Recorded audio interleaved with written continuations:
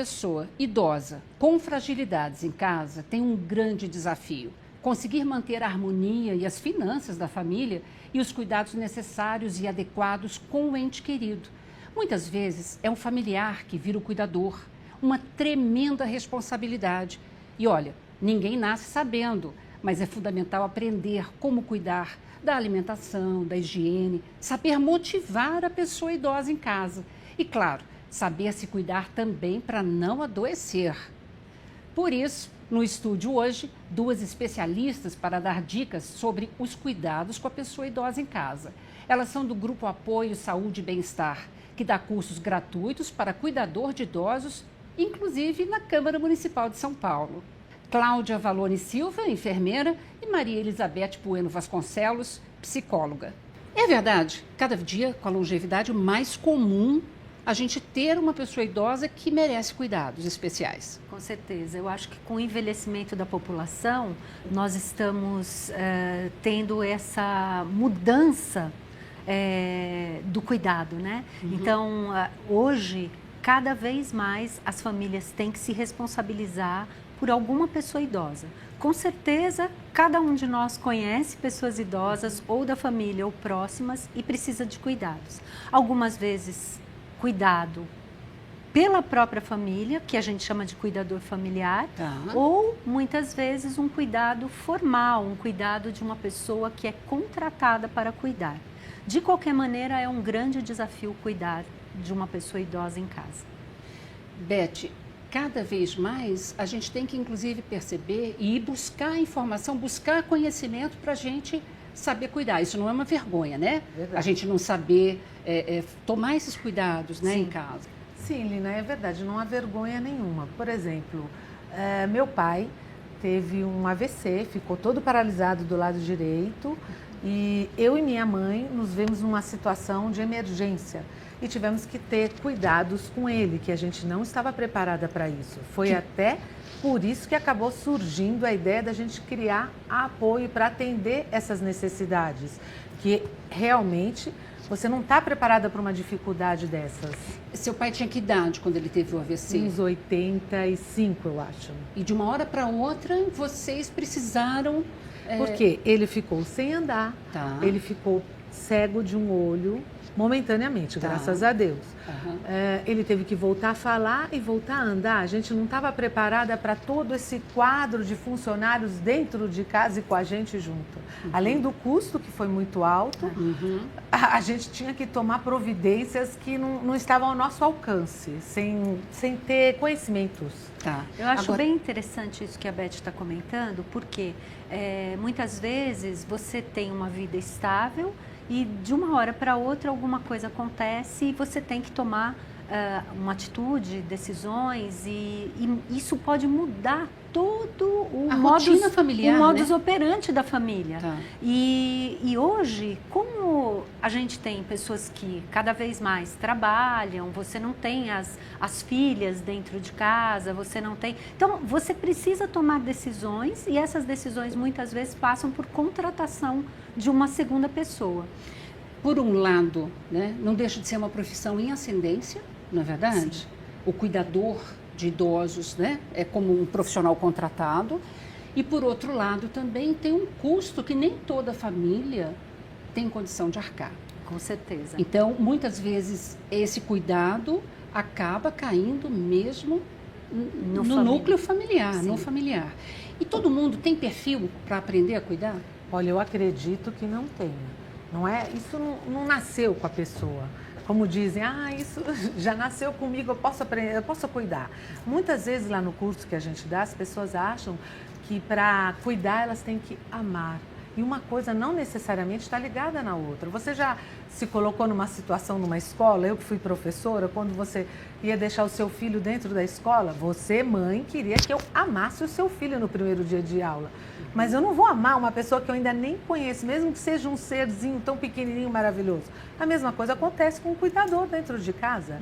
Ele está entrando num lugar estranho com uma pessoa, porque o relacionamento é um processo, né? Ele vai se Você formando, vai pegando a cada dia isso. Então, ele não vai amar de uma hora para outra. Uhum. Isso você está falando do cuidador profissional, né? O cuidador familiar também passa, imagina, um estresse absurdo, porque de uma hora para outra, às vezes ele tem que trocar fralda, dar na boca, não é isso? É um estresse. Eu acho que também, o cuidador familiar, ele tem um peso muito grande e ele se sente muito responsável porque ele tem esse vínculo afetivo. Tá. Então, aquela pessoa que eu estou cuidando, eu tenho que cuidar, sempre cuidou de mim, é minha mãe, é meu pai. Então, você tem esse vínculo afetivo e aí você precisa, de fato, aprender coisas. Por quê? Você alimentar uma pessoa idosa, tem o seu trabalho. Uhum. Você trocar uma fralda, levá-lo para o banho, você hidratar a pele, fazer a hidratação oral. Todos esses aspectos, eles têm que ser contemplados no seu dia a dia. E a pessoa não nasce sabendo isso. Quer dizer, você está acostumado a fazer isso sem que precise pensar muito.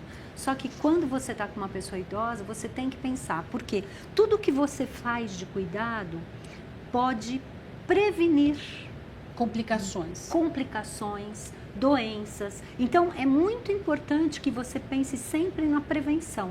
Quando eu trabalho no dia a dia em casa, eu tenho que pensar, por exemplo, prevenção de queda, prevenção de uma desidratação, que pode causar uma confusão mental, prevenção de uma lesão de pele, que pode ter uma consequência gravíssima. E veja, é muito legal isso que você está falando, Cláudia, porque assim, não é que a pessoa está com má vontade ou que a pessoa, o familiar cuidador, está fazendo porque ele já está de saco cheio, ele está cansado. Muitas vezes não é nem isso, né? Não. Que ele até tem o direito de, às vezes, estar cansado, estressado e de saco cheio. Sim. Mas é falta de conhecimento, né? Sim, pode estar cuidando com a maior das boas intenções, mas fazendo de maneira inadequada e surgir uma desidratação. Exatamente. Que é muito mais fácil acontecer mesmo. com o idoso, né? Foi o que aconteceu comigo mesmo, por falta de informação. Eu até brinco que a Cláudia, quando dá no curso, que ela fala... como é que é aquele negócio de apoio que a gente fala, que é para ligar, canta uma musiquinha, para você perceber se uma pessoa tem um AVC, você pede para ela dar um sorriso. Sim. Se ela não consegue dar um sorriso, já é um alerta. Pede para ela levantar o braço. Se ela não consegue levantar o braço, já é outro alerta. Eu brinco com a Cláudia, falei, se eu soubesse disso, eu teria percebido que meu pai tinha tido um AVC na minha frente, eu não sabia disso. Acho que essas informações, elas são muito importantes, de fato. Tem coisas simples, né, que podem ser ensinadas e que fazem com que você fique ligada naquele idoso ou na pessoa que você cuida, de forma a rapidamente tomar uma decisão e evitar problemas. Então, assim, isso é muito importante. Então, eu vou explorar vocês duas, né, que estão acostumadas com isso no dia a dia. Vamos tentar passar, então, uma série de dicas práticas para quem está nos assistindo, né? Para ajudar essa pessoa a cuidar melhor, né, da pessoa idosa em casa. Perfeito. Acho que ela podia verificar, tirar tapetes de casa. A maçaneta retangular é mais fácil, porque a redonda você tem dificuldade, às vezes, de pegar. De manusear, né? Da pessoa idosa manusear. No chuveiro, você pode colocar ou uma meia presa com um sabonete. Até trouxe um sabonete para a gente prestar atenção. Olha, que você poderia amarrar na torneira ali do chuveiro. Ah, que interessante, porque daí não cai o sabonete, quedas, não escorrega. Quedas. Entendi. As barras de apoio, né, são fundamentais, né? E você realmente ter um ambiente seguro significa você não ter fios no meio da sala, você facilitar, por exemplo, muitas vezes aquele idoso. Uma coisa que a gente não comentou, que eu acho que vale a pena a gente comentar. A gente precisa manter a autonomia daquela pessoa. Então, também, cuidar bem não significa que você vai fazer tudo por aquela pessoa. Você vai fazer por ela o que ela ainda pode fazer. Então, um exemplo seria mexer na televisão. Qual é o indivíduo idoso que não tem dificuldade? Hoje em dia você tem um controle remoto para uma coisa, um controle remoto. Então, simplifica. Hoje existem controles remotos que você unifica, né? Os dois. Coloque prenda algumas teclas que ele não pode mexer, por exemplo, porque isso pode dar alguma interferência na televisão. Mas, de alguma maneira, dê autonomia para ele escolher o que ele quer assistir e ele mexer no canal, né? Ou seja, não é fazer tudo pelo outro, é estimular que ele possa manter o maior grau de independência possível pelo maior tempo. Porque, olha, o que a gente mais vê com esse exemplo que a Cláudia deu, são os pais ligando para os filhos e pedindo, você pode vir aqui? A televisão está chiando, porque apertou um número errado, tirou da net. Então, eles não conseguem mais ter o controle. Por exemplo, cuidados com a alimentação. Sim. Isso é bastante importante e vai depender da fase que o idoso está. Existem idosos que não têm nenhuma contraindicação de alimento, então ele continua comendo o alimento que é preparado em casa. E uma coisa que é fundamental é manter o idoso na rotina da casa. Isso é fundamental. Como assim? Muitas vezes as pessoas falam assim, o idoso, ele gosta de comer meio-dia e a turma aqui de casa vem comer meio-dia e meia, 1h. Então, você tem que dar um jeito de fazer com que esse idoso seja incluído na hora do almoço. Que ele não esteja coma sozinho, né? Não, que ele não fique sozinho, que ele não coma no quarto, e sim na cozinha, com os familiares, com um cuidador. Lógico, ele pode demorar mais tempo do que outra pessoa, obviamente, mas ele deve estar lá. Vamos dizer que a pessoa tenta fazer isso todos os dias, mas em função... Tem 3 pessoas na família, todos trabalham, vêm correndo para almoçar e tal.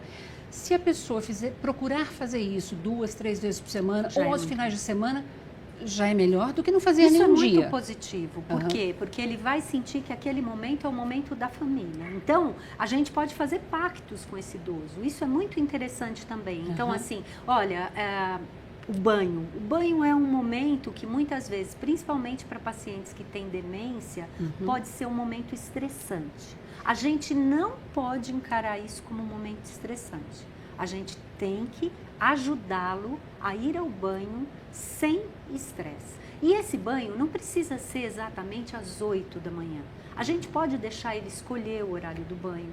A gente pode, por exemplo, fazer um pacto com ele. Puxa, hoje vamos tomar banho, porque daí nós vamos para a praça jogar alguma coisa. Ou nós vamos até a padaria, a gente pode tomar um sorvete hoje à tarde. Quer dizer, eu vou fazer alguns pactos com ele, de maneira que ele sinta vontade de tomar banho. Porque o grande problema é que chega uma hora, fica difícil tomar banho, eu fico inseguro no chuveiro, porque eu não sei se eu vou cair ou não, e me dá um pouco de insegurança, mas eu não conto para ninguém que eu estou inseguro. Às vezes eu não consigo regular a água, então a água está muito fria, ou a água está muito quente, e ninguém está observando isso. Então, uma série de coisas que eu posso prevenir. Eu posso ajudá-lo a chegar no banho de maneira mais tranquila. E sem estresse, porque se a gente começar a se estressar, aí não dá tem... tudo errado. Aí é um círculo vicioso. Claro, lógico. E ele vai ficar cada vez mais fechado e cada vez mais sozinho. E hoje a depressão é um grande problema para o idoso. Nós vamos continuar conversando, passando mais dicas práticas já, logo depois do intervalo. A gente volta já, não saia daí.